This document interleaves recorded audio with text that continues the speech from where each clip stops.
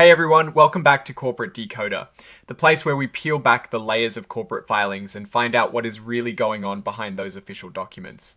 Today we're diving into Fabrinet's latest report, and let's just say sometimes the biggest news isn't a massive financial shift, but a change in the boardroom. Before we start, if you appreciate getting straight insights from corporate documents, make sure you're subscribed. We also have a Discord community linked in the description below, so come join the conversation. So what is the big story here? Well, Fabrinet, a company that makes optical ingredients used in things like high-speed internet and data centers, has just announced a new director joining their board. It might sound dry, but these kinds of appointments can tell us a lot about a company's future direction and the kind of expertise they think they need on board. This filing is all about a new addition to their leadership team.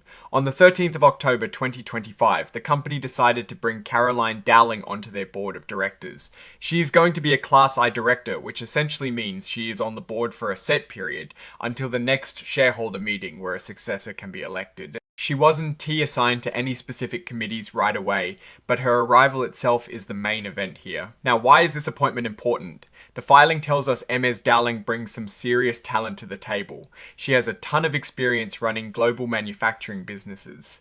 Think about it, Fabrinet makes complicated stuff that goes all over the world. Having someone who understands that massive scale and complexity is super valuable. She has also got deep knowledge of their industry, which is the technology sector, specifically in electronic, technical, and logistic services. To give you an idea of her background, she spent over 20 years at a company called Flex. Flex is a huge player in making electronic products for other companies. Miss Dowling was a big deal there, leading major business groups and overseeing global services. This means she knows how to manage complicated supply chains and operations across a lot of different countries. That kind of experience is pretty darn relevant for a company like Fabrinet. Beyond her operational experience, she is also a seasoned board member. She is currently serving on the boards of other well-known companies like KRH PLC and DCC PLC. This shows she is used to the governance side of things, understanding how boards work, and contributing to strategic decisions at the highest level. She is also on audit committees for those companies, which means she knows how to scrutinize financial reports, a skill that's always good to have on a board. And she is not just relying on her past experience, she is also investing in her own development, having completed programs at Harvard and focusing on environmental, social, and governance, or ESG, which is increasingly important for companies today. This shows a commitment to staying current on important business trends. Now, about compensation. The filing mentions she'll be paid according to the company's usual policy for directors who aren't full-time employees.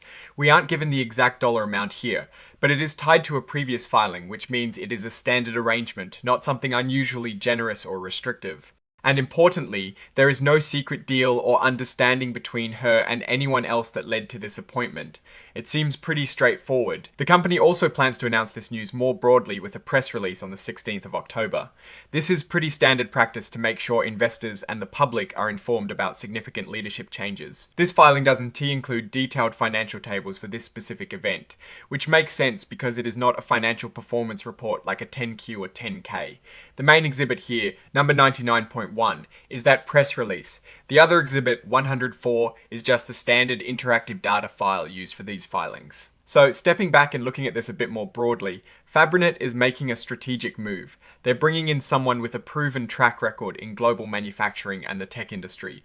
This suggests they're focused on continuing to grow and navigate the complexities of their international operations. MS. Dowling's background in logistics and managing intricate supply chains is a clear signal that these areas are important for Fabrinet's ongoing success, especially in the fast-paced world of technology components. Her experience on other public company boards also implies a focus on good governance and strategic oversight.